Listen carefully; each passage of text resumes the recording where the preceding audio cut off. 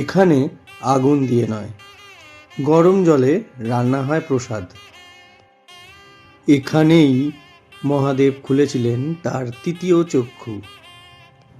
এটিই হলো মণিকরণের গল্প, মহাদেব আর মা পার্বতীর গল্প, দুটি ভিন্ন ধর্মের ভালোবাসার গল্প।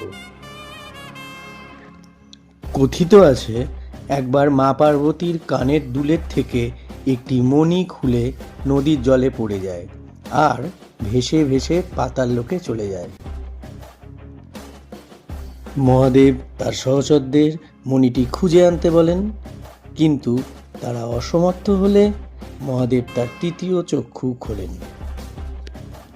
দেবতাদের অনেক প্রার্থনা করার পর শীষনাগ সেই মণিটি ফেরত দিয়ে দেয়, কিন্তু মহাদেব রেগে গিয়ে একটি জোরে ফু দেন, যার প্রভাবে এখানকার নদীর জলধারা উষ্ণ জলধারায় পরিবর্তিত হয়।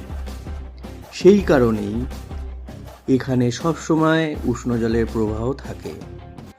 ওই উষ্ণ জলে স্নান করলে চর্মরোগ ও গাঁটের ব্যথা নিরাময় হয়।